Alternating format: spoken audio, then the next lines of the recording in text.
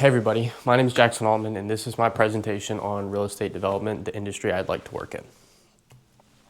So why I chose this industry. The biggest reason why I chose this industry is because I want to work in an industry where I feel I can have the opportunity to work for myself. That is really important for me because one day I want to go out on my own, do my own thing, be my own general contractor, as well as do some land development as well and maybe sell some land to some different builders. Another reason is I feel the harder you work, the more you will gain. So the harder you work in this industry, the more experience you will gain, the more money you might gain, and the more promotions you might gain. And this leads to, all these things leads to being able to go out on your own. So it really just ties back into the first one, as well as, which ties back into the first one, is the last one, which is the interest from my time working in construction and property management with my parents. So that is kind of why I am where I am and want to go into this industry of real estate development. So some of the industry overview and roles. So the first role that is really important is land acquisition. So land acquisition managers, they find the land to develop they find the land to give to the developer so they can develop. So usually a developer has somebody who's a land acquisition manager. They go out, find the land based on the zoning, all the different regulations that is developable. They turn that land over once it's bought to the developer who clears it, grades it, gets the trees and the stumps and all the trash out, and they get it ready for lots. They get those lots ready with water, sewer, roads, okay? Once those water and sewers and roads are put in, they take that and they turn it over to a construction manager and builder who builds the houses, and it's turned over to the realtors who sell the homes. And this supports a $1.35 trillion industry throughout the US and supports thousands of subcontractors who help build these homes.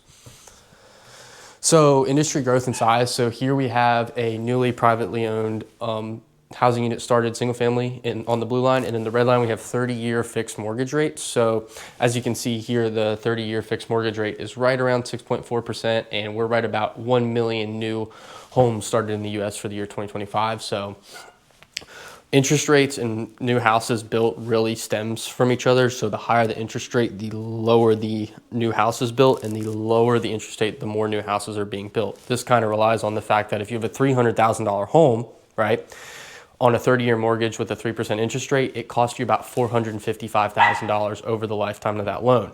But if you have a loan with a 7% interest rate, it's going to cost you about $715,000, which is over $250,000 more.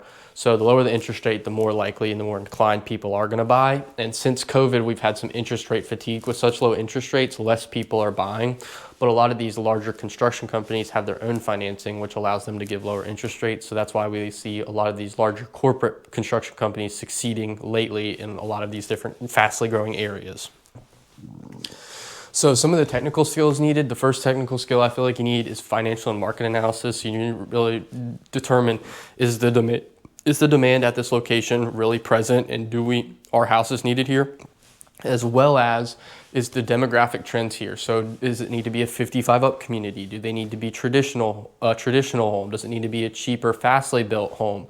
Or does it need to be a luxurious, nicer home? What does this market depend on? And then you need to understand zoning and land regulations. So say the zoning is zoned for half acre? Is it zoned for 10,000 square foot lots? Is it zoned for acre lots? How big are the lots? And then you need to be able to understand that so you can support your builder and also support your investors and your financiers. Then you need to understand construction and project management. You need to be able to read the site plans.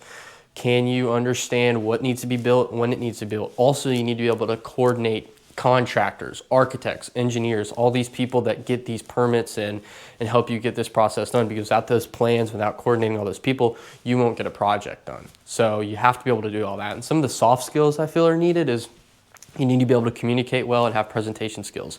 If you can't show the project vision to who's investing in the project, whether it's a banker, a financier, or somebody who is just investing in you, you will never get that project done, because if they can't get the vision from your head into their head, they will never see it and will never invest in you. So you got to be able to present to the investors and have clear written proposals. So the other thing you need to be able to do is be good with negotiation and relationship building. You need to explain to somebody why their land maybe isn't worth $5,000 an acre, why it's only worth $4,250 an acre, why you need that land at that price to be able to build and do. So they have to sell it to you at that price. You need to be able to understand contract terms. am I buying this land without rezoning it, or does it have to be rezoned before I purchase it? And you also have to be able to network with brokers and different contractors all over the country. So that's very important. The last thing is problem solving and strategic thinking. So you have to be really good at solving problems. You know, what if you say your windows get delayed by 3 weeks? What can I do in the house while I'm waiting on the windows? What can I have my other people do? Can we rough in some electrical? Can we do these other things? Or say you're waiting on a permit for some land clearing. Okay, so what can I do while waiting on that? Can we survey out for lots? Can we do other things? So you need to problem solve and be able to keep on schedule, even if it means moving certain things around. So I did 2 informal interviews with some people that are in the industry. One of them is Jack Ward. He told me that the biggest thing is performance matters. You know, developers are measured by lots created, space leased, as well as income streams, as well as the job changes very quickly. So you need to understand, why is the job changing quickly? Different phases, like design and procurement and leasing and selling all have different things that will change it. And the commercial office space is really declining due to the fact that a lot of people are working from home, and these are being turned into mixed use developments like PUDs, planned urban developments like Market Commons in Myrtle Beach, or even some areas in Carolina Forest. So what I learned from Caroline Herndon, she's an office manager, she taught me that transactions must be efficient, as well as technology is leaving some of these older agents behind. So these new technologies are leaving these older agents as well as older builders behind, and a lot of people aren't in the right situation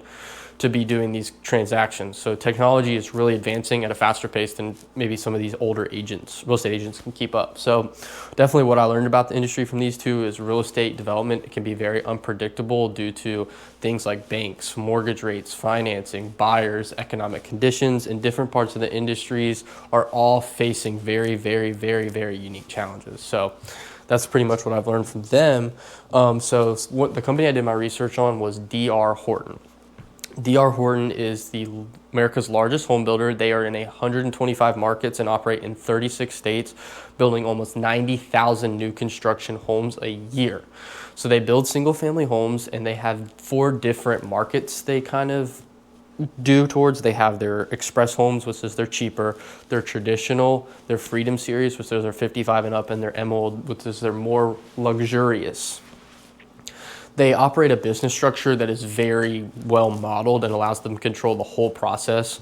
So they have their 4-star group, which buys the land, right? And 4-star buys the land, develops it. They turn it over to their home building division.